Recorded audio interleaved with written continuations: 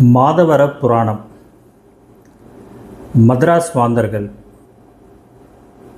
அப்படிங்கிற என்னுடைய கதை தொகுப்பில் மாதவர புராணம் என்கிற தலைப்பில் ஒரு சிறுகதை. நான் முன்னாடியே ஒரு தடவை சொன்ன மாதிரி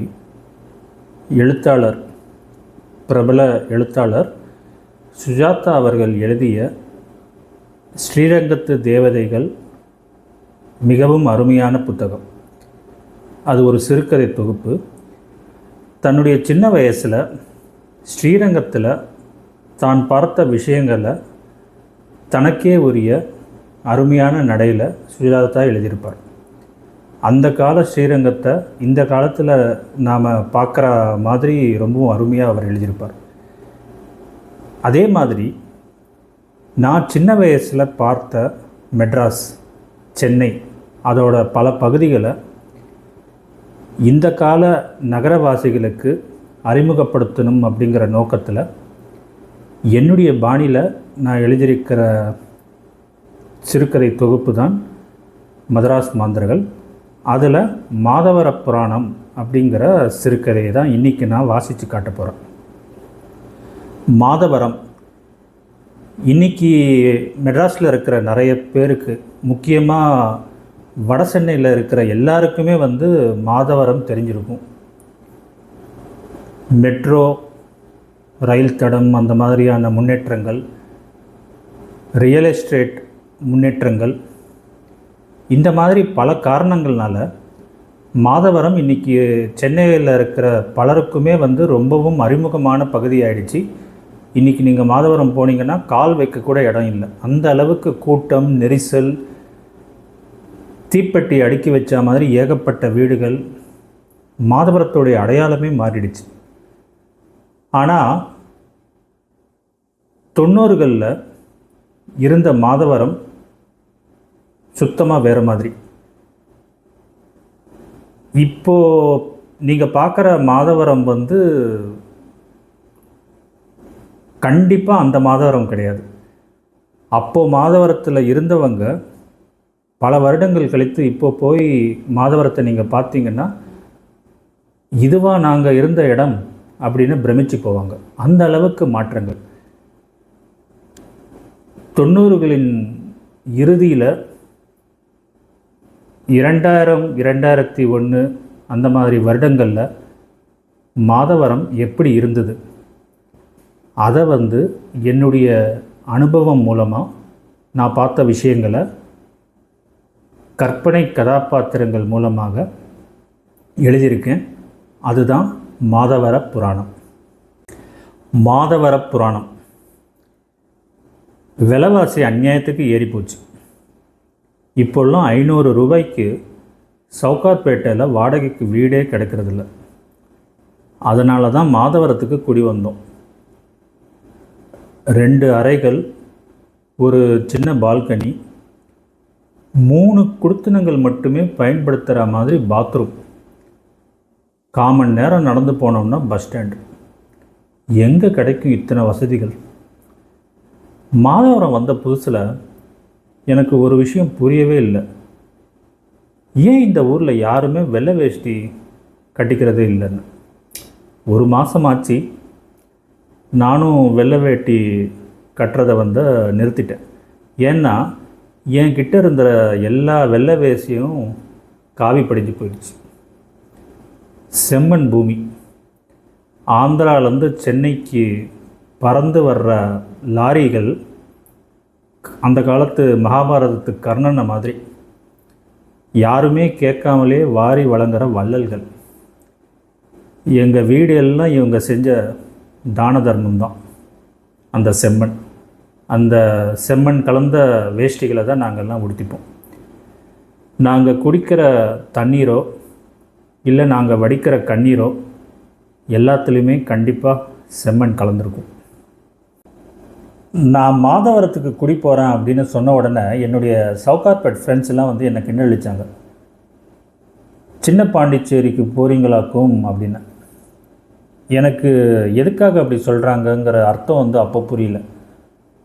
ஆனால் இங்கே குடி வந்ததுக்கப்புறம் புரிஞ்சிருச்சு, கூடிய சீக்கிரமே புரிஞ்சிருச்சு. அதுவும் தினம் மாதவரம் வரைக்கும் பஸ்ஸில் வந்து இறங்கியிருந்தால் இவ்வளவு சீக்கிரம் இந்த ஞானோதயம் எனக்கு கிடச்சிருக்காது. எல்லாம் நம்ம போக்குவரத்து துறையோடைய கைங்கரியம்தான். அவங்களுடைய கருணையினால தான் மாதவரம் சென்னையுடைய பாண்டிச்சேரி அப்படிங்கிற விஷயம் எனக்கு சீக்கிரமே தெரிஞ்சுது. மாதவரத்துக்கு அரை மணி நேரத்துக்கு ஒரு பஸ்ஸு உண்டு அப்படின்னு சொல்லுவாங்க, கேள்விப்பட்டிருக்கோம். ஆனால் நேரில் அப்படி பார்த்ததில்லை. அது எப்படின்னா கிட்டத்தட்ட இந்த அரசியல்வாதிகளுடைய தேர்தல் சமய வாக்குறுதி மாதிரி. மாதவரத்துக்காரங்களான எங்களுக்கு கருட வாகனத்தில் வந்து அந்த பெருமாளே வந்து இறங்கினா கூட நாங்கள் கண்டுக்க மாட்டோம். ஆனால் மாதவரம் போகிற பஸ்ஸை பார்த்துட்டோம்னா அவ்வளவு சந்தோஷம், ஸ்வர்க்கமோ மோட்சமோ கிடைச்ச மாதிரி அந்த அளவுக்கு எங்களுக்கு ரொம்ப சந்தோஷம். அப்படி தான் தினம் மாதவரத்துக்கு பஸ்ஸில் வரும்போது மாதவரம் வரைக்கும் பஸ்ஸு கிடைக்காது. மூலக்கடை 3 கிலோமீட்டர் மாதவரத்துலேருந்து மூலக்கடை வரைக்கும் எப்படியோ பஸ்ஸு கிடச்சிரும். அப்புறம் அந்த மூலக்கடையிலேருந்து நடராஜா சர்வீஸ் தான். அந்த 3/4 மணி நேரம் நடக்கும்போது ஆண் பெண் அப்படின்னு எந்த பேதமும் இல்லாமல் பல குடிமக்களை நாம் பார்க்கலாம். அப்படி தான் ஒரு நாள் மூலக்கடையிலேருந்து தபால்பட்டி வரைக்கும் நடந்து வந்துட்டு இருந்தேன். தபால்பட்டினா என்னென்னு கேட்குறீங்களா? அதுதாங்க எங்கள் ஊரில் இருக்கிற ஒரு பஸ் ஸ்டாப்போட பேர். இந்த மாதிரி நடுவில் சந்தேகம்லாம் கேட்காதீங்க, அப்புறம் கதை மறந்து போயிடும். ஸோ எங்கே விட்டேன், தபால்பட்டி வரைக்கும் நடந்து வந்துட்டு இருந்தேன். அதுக்கு மேலே கால் எடுத்து வைக்கிறதுக்கு தைரியம் இல்லை. 4-5 தெருநாய்கள். நமக்கு இந்த பேய் அரசியல்வாதி இவங்களெல்லாம் பார்த்தா பயம் கிடையாது. ஆனால் நாய்களை பார்த்தா கொலை நடக்கும். அப்போ தான் வந்தா ஆபத் பாந்தவி. ஆபத் பாந்தவிக்கு தமிழில் என்ன சொல்லுவாங்க? ரொம்ப முக்கியம், கதைக்கு வருவோம். ஆபத் பாந்தவி, அவளுடைய பேர் இருதயமேரி. தபால்பட்டியிலேருந்து பழைய பஸ் ஸ்டாண்டு வரைக்கும் துணைக்கு வந்தாள். அது என்னமோ தெரியல, நாய்ங்கள்லாம் அவளை பார்த்தா குலைக்காது, கிட்ட கூட வராது. 1 நாள் 2 நாள் 1 வாரம் 2 வாரம் நான் தபால்பட்டி வரைக்கும் நடந்து வந்து நிற்பேன். செபாஸ்டியன் சர்ச்சுக்கு பக்கத்தில் தான் அவள் வீடு. அங்கேருந்து அவள் வருவாள், என் வீடு வரைக்கும் துணைக்கு வருவாள். என்னுடைய உயிர் காக்கும் தோழி. மாதவரத்தோட மனுஷங்க, அவங்களுடைய கதை, வாழ்வியல், இதை எல்லாத்தையுமே எனக்கு போதித்தது இருதயமேரி தான். தினம் நடந்து வரும்போது புது கதைகள், புது செய்திகள், எல்லாமே மாதவரத்தை பற்றி. ஒரு நாள் நான் அவகிட்ட கேட்டேன். அது நான் பண்ண தப்பு தான். அவகிட்டே அவளை பற்றி கேட்டிருக்கக்கூடாது. அவ்வளவு கலகலப்பான துணிச்சலான பொண்ணு. அவளை அள வச்சிட்டோமேன்னு இப்போது நான் நினைக்கும் போது கூட எனக்கு மனசுக்கு ரொம்ப கஷ்டமாக இருக்குது. வருஷம் மாதவரத்தில் செபாஸ்டியன் சர்ச்சில் வந்து ஒரு திருவிழா நடக்கும். கிட்டத்தட்ட 1 வாரம் மாதவரத்தையே புரட்டி போடும். ஒரு சின்ன கிராமத்தில் புது உலகத்தையே பார்க்கலாம். வண்ணங்கள், மனிதர்கள், தோரணங்கள், வியாபாரிகள், கொண்டாட்டங்கள், குழந்தைகள், களியாட்டங்கள், காதலர்கள், தேவாலயம், பக்தி, இத்தியாதி. அப்படி ஒரு திருவிழாவில் இந்த ஊரில் தொலைஞ்சு போனவ தானா இந்த இருதயமேரி. அவளுக்கு 3-4 வயசு தான் இருக்கும். அவளுடைய அப்பா யார், அம்மா யார், ஊர் என்ன, அவளுடைய தாய்மொழி என்ன, மதம் என்ன, எதுவுமே தெரியாது இந்த மாதவரத்து தேவதைக்கு. அல்ஃபோன்சா, தோத்தாபுரி, பங்கனப்பள்ளி, நீலம், இத்தனை மாம்பழ வகைகளையும் சுவைக்கிற அளவுக்கு என்கிட்ட பணம் கிடையாது. ஆனால் இது எல்லா மாம்பழ வகையை பற்றியும் நல்ல அறிமுகம் கிடைச்சது இந்த மாதவரத்தில் தான். மெட்ராஸ் முழுக்க மாதவரத்துலேருந்து தான் விற்பனைக்கு மாம்பழங்கள் போகும். ஆனால் இந்த ஊரில் மட்டும் ஏனோ தெரியல, மாம்பழத்தோட விலை எப்போவுமே குதிரை விலை, யானை விலை தான். என்னுடைய வயிற்று பழப்புக்காக காலையில் 6 மணிக்கு கிளம்புற 170A 170A அந்த நம்பரில் இருக்கிற பஸ்ஸில் வந்து டெய்லி போவேன், தினம் போவேன். என்னை தவிர பஸ்ஸில் எல்லாருமே வாட்ட சாட்டமான கிராமத்து பெண்மணிகள் தான். பெரிய பெரிய கூடையில் தலையில் பெரிய பெரிய கூடையை வச்சுக்கிட்டு அதில் மாம்பழங்களெல்லாம் தூக்கிட்டு போவாங்க. என்னை மட்டும் எல்லோரும் ஏதோ வேறு கிரகத்திலேருந்து வந்த ஆசாமி மாதிரி வித்தியாசமாக பார்ப்பாங்க. அப்படித்தான் அன்றைக்கி ஒரு நாள் காலையில் பஸ்ஸில் போகும்போது அவளை பார்த்தேன். கரு மேகங்களுக்கு இடையே வெண்ணிலவை போல. ஆஹா, எப்போவாது சரித்திர கதை எழுதும்போது இந்த வாக்கியத்தை பயன்படுத்திக்கிறேன். இப்போது திரும்பவும் கதைக்கு போவோம். அவளை பார்த்தேன். மார்கழி மாத குளிரில் தாமிரபரணி நதியில் மூழ்கினா எப்படி நெஞ்சு படப்படக்கும், உடம்பெல்லாம் குளிரும், அந்த மாதிரியான ஒரு வித்தியாசமான சுகம் கிடைக்குமோ அதை வந்து நான் உண்மையிலேயே உணர்ந்தேன். மாம்பழங்களோட வாடையையும் தாண்டி அவகிட்டேருந்து ஏதோ ஒரு மலரோட சுகந்தம் அது என்னை மயக்கிச்சு. முகுந்தன் தெரியும் இல்லையா, பெரிய நாமம் போட்டிருப்போம். இந்த சவுகார்பேட்டில் எங்கள் வீட்டுக்கு பக்கத்தில் தான் இருந்தான். நான் வந்த மாதிரி கொஞ்ச நாள் முன்னாடி தான் அவனும் மாதவரத்துக்கு மாறி வந்துட்டான். அன்றைக்கி ஒரு நாள் நம்ம பெருமாள் கோவில் வாசலில் அவனை பார்த்தேன். ரொம்ப நேரம் பேசிகிட்டு இருந்தான். ரொம்ப நேரம் நாங்கள் 2 பேரும் பேசிகிட்டு இருந்தோம். இல்லை அவன் பேசிகிட்டு இருந்தான். நான் அவன்கிட்ட தப்பிக்கிறதுக்கு என்ன பண்ணணும் அப்படின்னு முழிச்சிட்டு இருந்தேன். அவன் தான் சொன்னான், மாதவர பெருமாள் ஊர் அப்படிங்கிறது தான் மாதவரம்னு ஆயிடுச்சு. நோக்கு தெரியுமோ, பெருமாள் கோவில் தான் இந்த ஊருடைய முக்கியமான கோவில், பழைய கோவில், 3000 வருஷம் ஆச்சு. சிவன் கோவில்லாம் இப்போ தான் வந்தது, புதுசாக கட்டினான் அப்படின்னு அவன் சொன்னான். நான் நினச்சேன், நீ வந்து 3 மாதம் தானடா ஆச்சு, உனக்கு எப்படி இந்த கதையெல்லாம் தெரியும் அப்படின்னு கேட்கலான்னு நினச்சேன். ஆனால் கேட்கலை. அப்போது சுகந்தம் பரவியது. என்னை மயக்கிய அதே வாசனை. கண்களை அலைய விட்டேன். அவள் வந்து கொண்டிருந்தாள். மீண்டும் அந்த தாமிரபரணியில் குளித்த இன்பம். அதுக்கப்புறம் ஒரே வாரத்தில் 3-4 தடவை அவளை பல இடங்கள்லையும் பார்த்தேன். மார்க்கெட், புத்துக்கோவில். அன்றைக்கி ராதாரவி மேடையில் யாரையோ வாய்க்கு வந்த மாதிரி திட்டிகிட்டு இருந்தார், அதுக்கு பக்கத்தில். இப்படி நிறைய தடவை அவளை பார்த்தேன். உலகில் உள்ள அழகையெல்லாம் திரட்டிச் செய்த அழகு, அனைத்து மலர்களின் மனங்களையும் ஒருங்கிணைத்த நறுமணம்.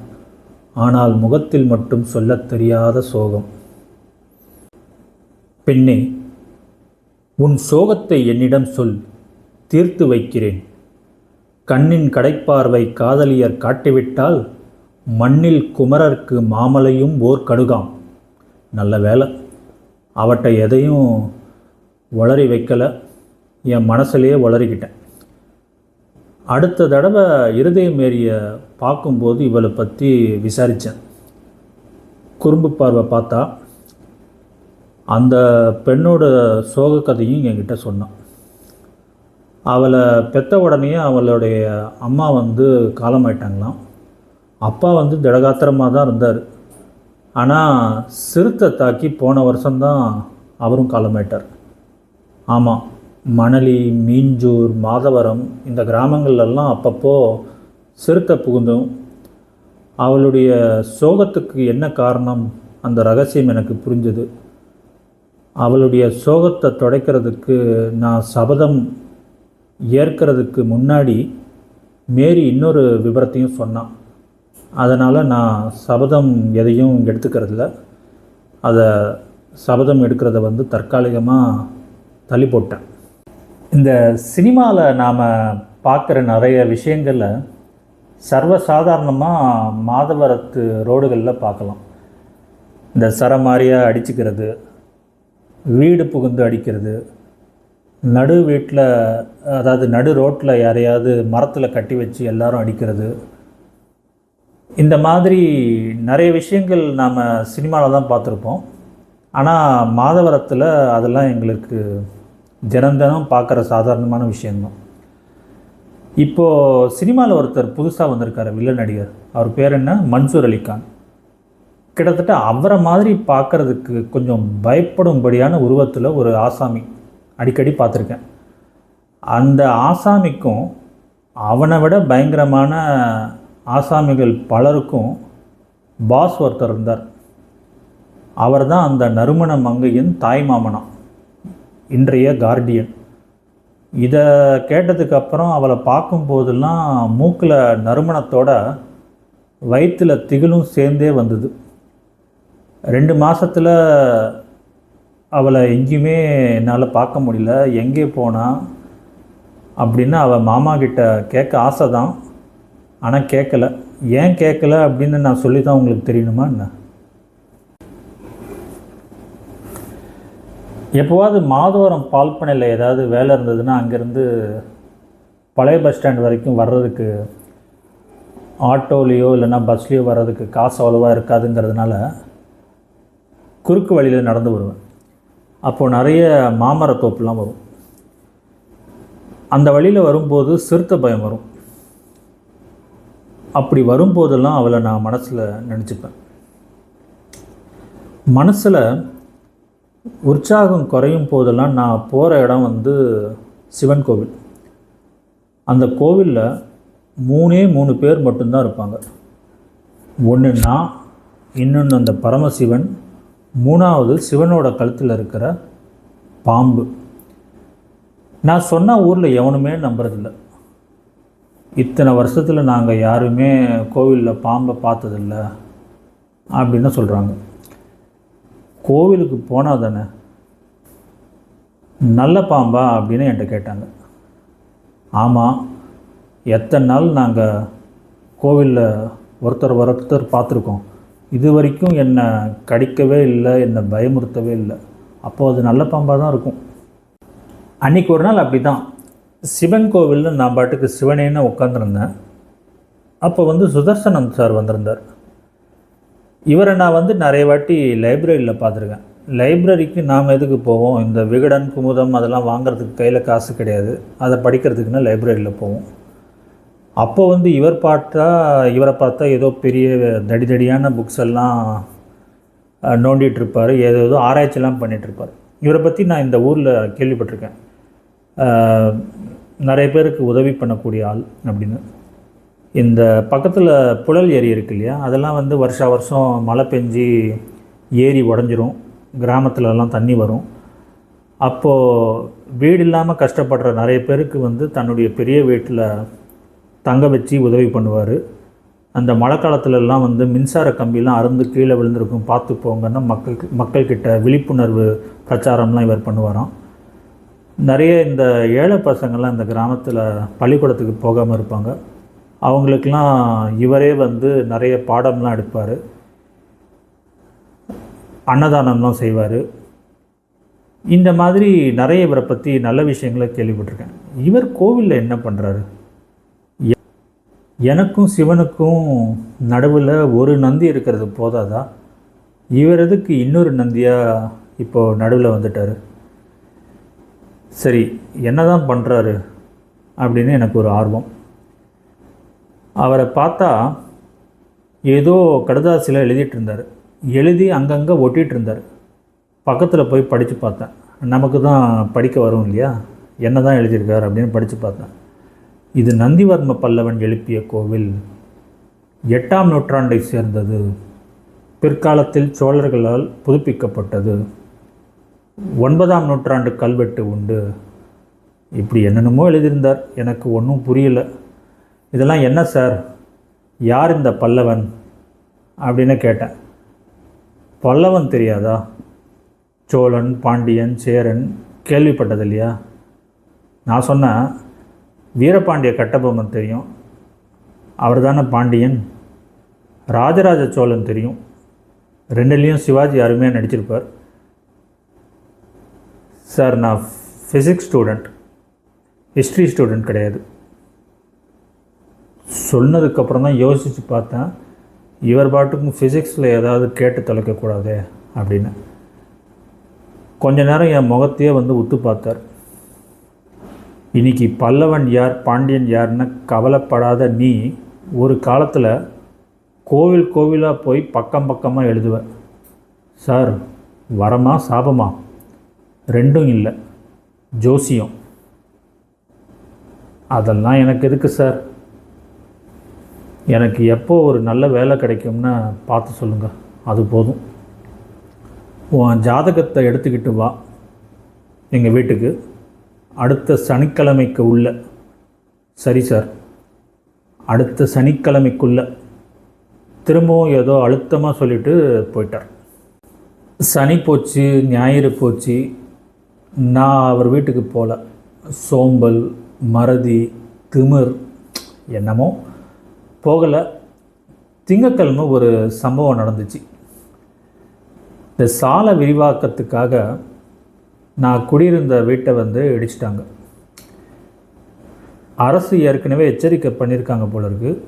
நான் குடியிருந்த வீட்டோட சொந்தக்காரர் வந்து அதை எங்ககிட்டேருந்து மறைச்சிட்டார். எங்ககிட்ட சொல்லவே இல்லை. ஊரில் நிறைய பேருக்கு தெரிஞ்சிருக்கு. நாம் தான் பாம்புக்கிட்ட பேசுகிறதா மேரிக்கிட்ட பேசுகிறதான்னு அலைஞ்சிக்கிட்டு இருக்கோம் இல்லையா, அதை கவனிக்கலை. பயத்தில் மூட்டை முடிச்சு எடுத்துக்கிட்டு ராவோட ராவா கிராமத்துக்குள்ளே இன்னும் உள்ளே தள்ளி இருக்கிற ஒரே ஒரு ரூம் மட்டும் இருக்கிற ஒரு சின்ன வீட்டை வந்து வாடகைக்கு எடுக்க வேண்டிய அவல நிலை. திரும்பவும் ஒன்று கொடுத்தனும். அந்த ஒன்று கொடுத்தனத்தில் எங்களுக்கு துணையாக நிறைய எலிகள், அதுவும் சாதாரண எலி கிடையாது, வெள்ளை எலிகள், மூஞ்சூறு அப்படிம்பாங்க. வயிற்றுக்கு சாப்பிடாம நான் சேர்த்து வச்சுருங்க கல்கி, சாண்டில்யன், சுஜாதா எல்லாமே எலிகளோட வயிற்றுக்கு உணவாயிடுச்சு. சுஜாதாவை விடுங்க, ஜெயகாந்தன் எவ்வளோ கம்பீரமானவர், அவரையும் இந்த எலிகள் சின்ன பின்னமாக்கிட்டுச்சுன்னா நம்புவீங்களா? இந்த எலிகளை எப்படி அடக்கிறது? அதுங்களை அடக்கிறதுக்காக எலிப்பொரியை தேடி ஒரு கடையை கண்டுபிடிச்சேன்.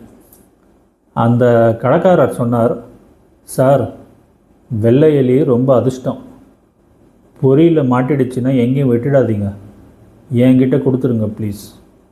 அதிர்ஷ்டம்? அட, என் கஷ்டத்துலேயும் சுதர்சனம் சார்கிட்ட என் ஜாதகம் காட்ட வர்றதா சொல்லியிருந்தேன் இல்லையா, அது ஞாபகம் வந்துருச்சு.